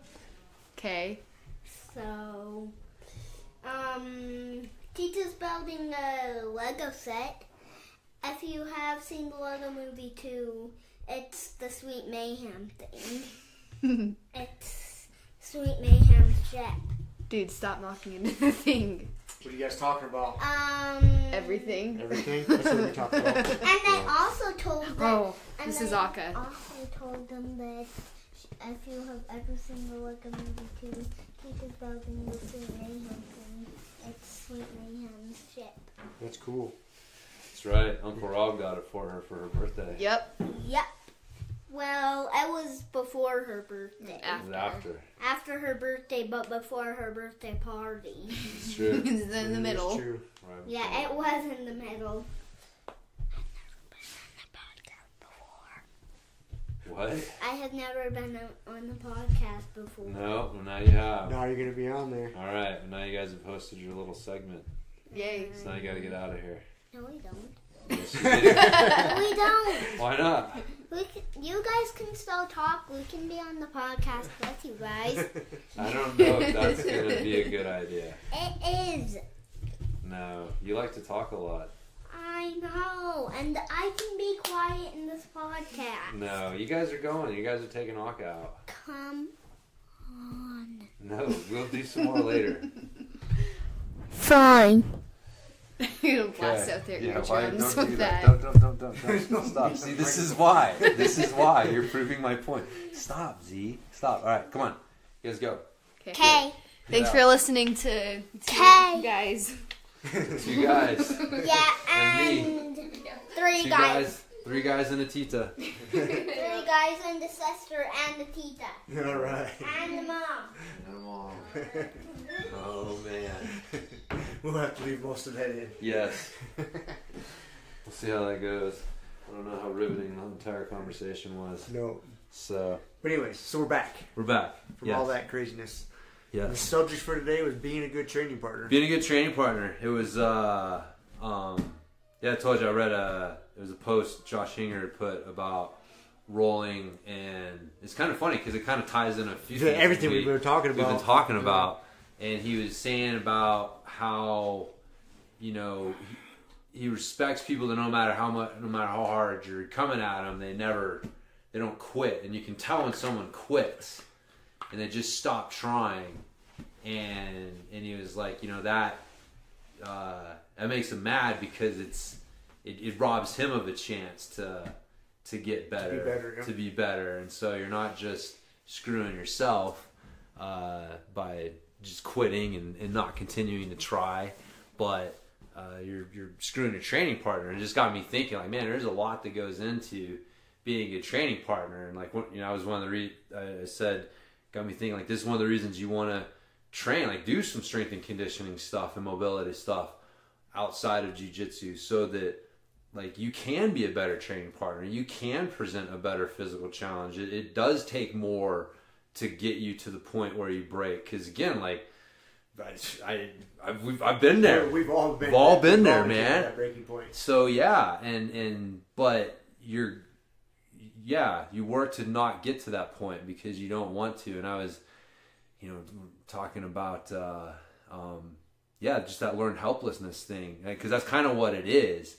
And it's like, do you give in to that learned helplessness, or do you, you know, just give into it for a minute or a round or whatever, and then just come back and, you know, keep trying hard. So that's what makes you have to that's what makes a good training partner, because you can't get good at this by yourself. So, but there's a lot of other things that go into being a good training partner. Yeah, man, we could take that, you know, that conversation a lot of different directions as far as being a good training partner. But I think that's a big one. And I think that's one that doesn't get talked about a lot, is taking care of yourself. That is one of the best ways you can be a good training partner. That way you are a handful on the mat. You know, that's how you want other people to look at you. You want everyone on that mat to know, like, fuck, this is not going to be an easy round. And that's what you want, and that's how you want people to think and see you. Because, yeah, if you're trying to make each other better, so you being the best version of yourself, it's just going to help all your training partners be better. They have to be to deal with you. Yeah. So, man, so much goes into that as far as, you know, your strength and conditioning, eating properly. Don't eat a shit ton of food before you come to class, because then you won't be able to train real hard. Yeah. You know, and then you're taking rounds off. And it's not just you. It's not just you. You're there to help everybody. You're there to make yourself better, but in turn, you're making everybody else better. Yeah. So it's you got to be selfish to not be selfish. You know what I mean? Yeah. You got to take some selfish time to yourself to make sure you are the best version physically, mentally, emotionally, whatever. And so you can fucking turn all your training partners into killers. Yeah, exactly, man. Yeah. Push them so they get better. Yeah. But yeah, man, that putting that time in, I was talking with Nick Pinto, Brazilian Nick, and he's been working a lot, hasn't been making it in as much, and he said he was talking with Pimenta when he was out here, and Pimenta told him that, look, man, you got 3 things in your life. You got work, you got family, you got jiu-jitsu. He's like, you don't not go to work because you're tired and sore. Like, you don't not do the things you need to do for your family. It's like, why are you not doing the things you need to do for jiu-jitsu? Just because you get home from work and you're tired and whatever. And that obviously talking like just get your ass to jiu-jitsu, but it expands beyond that to like the things that we were talking about. And that's why looking at what you eat, the sleep you get, your mobility, it's all an extension of jiu-jitsu. Like, that's why you do it, because it makes my jiu-jitsu better, not because I fucking like strength training. I mean, I do on some level, but that's like my main motivation. It's like, oh, that's gonna make me better at jiu-jitsu. Mm-hmm. And I think that helps people stay better motivated to do that stuff if they look at it that way. And again, we've talked about it before, like you can't compartmentalize. It's kind of the problem when you compartmentalize what you do in the gym and outside of the gym, because you're not going to be a good training partner. Like, it's going to be really hard to be the best training partner that you could be if they're two separate. If they're two separate things. If you've got a hard line separating your life, so your jiu-jitsu life and your outside life, like, they need to coexist. Yeah, they have to. They're one and the same. Yeah, there's no line. There's no line. I know. That's what it's all about. So. But what's some other good training partner tips that you got? Because it is, man. I've talked to people like, had a new guy trying class. Was it this last Wednesday? And you realize, like, man, being an uke is a skill. There's a skill that comes with that. Yeah, and that just comes with time. Being an uke, or for people who don't know, you're being the training dummy for your partner. When you're drilling with your partner, you're being the test dummy for them. Yeah, because you don't want to just be a limp noodle and lay there. But you don't want to, like, defend it really at all. I mean, you may give them a look just so they know what to do, but you're not really trying to defend. Right. And you got to find that happy medium. And that just comes with time. Yeah, because when you're learning a move, you don't need resistance, really. You just need a body. Right. And maybe one reaction, depending on how many layers down the move you're trying. But you need a body. You just need some limbs. And that takes skill. Yeah. Time. Let's say, because I've told a couple people this, like, if you don't know what else to do, just try and stay balanced. Yeah. That's probably like the number one thing, because people, they just don't do anything, or they react in these really funky ways, and 9 times out of 10, what that means is your body naturally wants to maintain some sort of base and balance, and if you just try to do that, you'll give your training partner a much better look. You'll train yourself to react more naturally to things. But yeah, they sit there and they get like rolled over, and it's like, well, man, that's not it. Like, what would you normally do if someone was trying to sweep you over this way? And that's where, like, you don't want to resist it. But you got to react semi-normally. Got to react semi-normally, and that usually includes just trying to keep your balance. Yeah, that's a good way to put it, because it is hard to explain. When people are doing that, when you're trying to learn a sweep or something, and they either fall over too early, or you just breathe on them, and they fall over, so you're not getting adequate practice, but. They're doing that because they're trying to be nice. They're trying to be a compliant partner, and they just don't know any better. Right. And so it's... Yeah. And it's on the more advanced person to tell them, like, hey, don't fall over quite so easy. Yeah. Because if you know what move the guy's going to drill, if you're to resist 100%, you can shut it down 99% of the time. Like, well, yeah, if they got one move they're going to do, and all you got to do is shut down that one move, you're going to stop it. Yeah, be a fucking world champion. Because you're not going to worry about anything else. You're going to feel really good about your jiu-jitsu. And I see that, too. Man. I see that, and I shake my head. Like, what is going on over there? Like, why are they doing that? We're supposed to be drilling, but... Anyways, I won't even get into that. Yeah. I mean, drilling should be somewhere in that, like, 40... 50% range of effort. I mean, you shouldn't be putting out anywhere near 100% effort with drilling.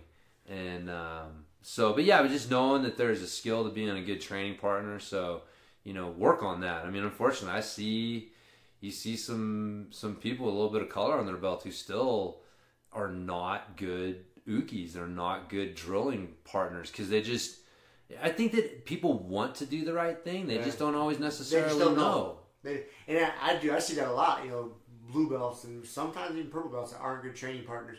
But that's just because either someone didn't really instill that lesson in them early on, or they didn't listen, and they didn't really see the value in having a good drilling partner. Yeah. And so they haven't fully wrapped their mind around it yet. Because once you understand the value of a good training partner, then you're like, oh, I see what I like in a good drilling partner. So then now I can provide that same service, so to speak. Yeah. And so if you haven't spent a lot of time drilling, you don't know what a good drilling partner and a bad drilling partner, the difference is. Yeah. So you don't really know how to reciprocate. Yeah. Or just haven't even thought about it. Yeah, maybe you haven't even fucking thought about it. So that's a possibility. Yeah. But there is. It's a skill. So being a good training partner, it's important. So I got to think about how you can do that like that as well. So what else can we talk about? Don't be a stinky bastard. Yeah, that's a good one, man. Just got to be aware of don't Wash be stinky don't be stinky. Yeah, I feel like we're podcast episode number 1. Yeah, advice for fucking white belts. You can go back and listen to that. A lot of that is just because that is a lot of. This goes hand in hand. The better you get, the better training partner, you'll be. And so a lot of it's just kind of learning the etiquette for how to be a good training partner so that people want to drill with you. I mean, we've talked about that, man. You can get people select themselves out of the system all the time. They're either horrible training partners and horrible to roll with. They fucking stink, and then it just naturally people don't want to train with them and they don't want to roll with them and they sense it. They sense it, and they just kind of get, away. Yeah. And so you want to. The flip side of that is, as social animals, you want to make sure that you're doing everything in your power to be a desirable training partner. Dude, I'm fucking lucky as hell. I got a fucking black belt who's my best friend in there, and my best trained main drilling partner, and I had to earn that. I know you. You don't just train and drill with anybody, and it's I really had to work hard to earn that. And it's but you and I, because we both think the same way, we make fucking great training partners because that you can do something and that you can get some feedback from me, or hey, try doing this, and I'm going to do what you want. And so, and obviously vice versa, but it was an effort. It took an effort on my part to get to be a good drilling partner, and the payoff is that I'm a desirable training partner. So good people want to train with me. And guess how that helps my jiu-jitsu. Now my jiu-jitsu is better because I got you helping me every Saturday when I'm doing drill shit, going yeah, that doesn't feel right, or try this way or whatever. That's invaluable shit. It is. But it doesn't. You have to earn that, and that only comes by being a good training partner, being a good team member in there. So it pays off. It's not just for your training partners who you're making better, but it gives you more opportunities down the road. So yeah, that falls into just like we talked about the very first thing we said, and we've talked about it a bunch of times, is take care of yourself. Yeah. And then that helps everybody else get better. Yeah. It does. Everybody just worries about themselves. Everybody worries about themselves. Everybody would get better. Yep. So, yeah, I think that's good. I think that some good points there. I mean, we talk about just shit that goes into being a good training partner all the time, but I just thought it was a good thing to touch on. I really like that. Well, I think that you guys question about, I like the fact that he's thinking about somebody's feelings, you know what I mean? Their psychology, because, we're friends, and that's cool that he's doing that. So it kind of spiraled us, and that goes into being a good training partner. There's a lot of different levels, so. Yeah, man. That's what makes fucking jiu-jitsu so awesome. That's for sure. Because they are, man. The relationships you build are good. Yeah, which we were joking earlier about, like, as much as you hate to do it, like being a nice guy and building your social bank accounts paid off, because I got to drive your ass to Vail at, I mean, dude, I had to do the math. Like, I basically have to be at your house 4 a.m. at like 4 a.m. Yeah. I was going to tell you that. I was saying like 3:45 hours. I was thinking like, we need to be on the road by 4 a.m. Yeah. Depending on weather. Yep. Well, we can sort all this out the podcast. Exactly. But yes, I have. You're gonna be at my house at fucking 4 o'clock Tuesday morning. Yes. That's because you're such a good friend. Right. Exactly. But it's. I'll be in your debt. Yeah, man. It's good though. I mean, because jiu-jitsu. Without jiu-jitsu, man, it's. The fuck would I have done? Nothing. You'd have nobody. Nobody. Nothing. I have nobody. If it wasn't for jiu-jitsu, I'd have no friends. I'm in the same boat, man. It's the best fucking friends I've ever had, really. Yep. So, love all my jiu-jitsu folk. I do. So, all right. I say we call that good. I think and so. on a good positive note. Yeah. We started out talking shit about that dickhead suing people. Yeah, but that's not what jiu-jitsu is about. That's not what jiu-jitsu is about. So about making good friends so they can be at your house at 4 a.m. to take you to... That's right. Take you to get a second knee surgery. That's right. That's what it's about. You got to commit the whole day to it, too. You got to drive me up there, wait for my surgery, drive me back. Yeah. You committed all day for that. Dude, I'm just going to have to sleep when I get back. I even had, like I said, I had to put your name on the paperwork for the hospital that you're my caretaker. I know we joked about you're that. Officially my caretaker. Yeah, don't be talking There's going to be a few moments there when you're out when I'll have power of attorney. Yeah. Well, I didn't really assign you over power of attorney, so I don't know how much I'll listen to you. They have to make a decision. Who are they going to talk to? What are you going to tell them? Chinese Body Farm. I figured that. How much can we get for him? He's only got one ACL. I understand he's damaged. We'll cut you a little bit. Yeah, man. What can we get for him? Thanks. Hey, no problem, man. All right, I say we end it there. Yes, if Rob's still with us next week, we'll be back. We'll be back. See you.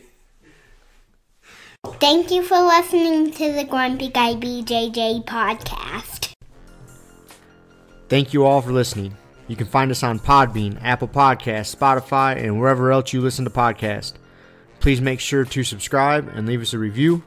It really does help and will allow us to keep putting out episodes.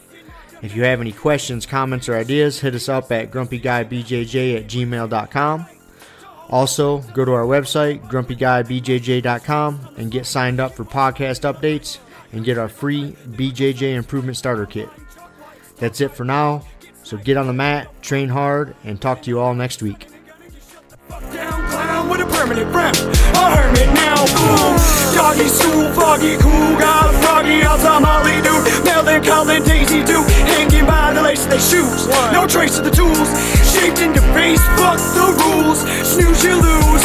One eye always open, in times two, no clue. But soon a brief monsoon might give you a view to choose. Stay tuned, include, won't conclude.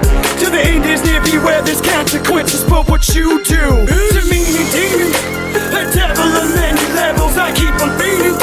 For several of them rebels, me, myself, and I. Me, myself, and I.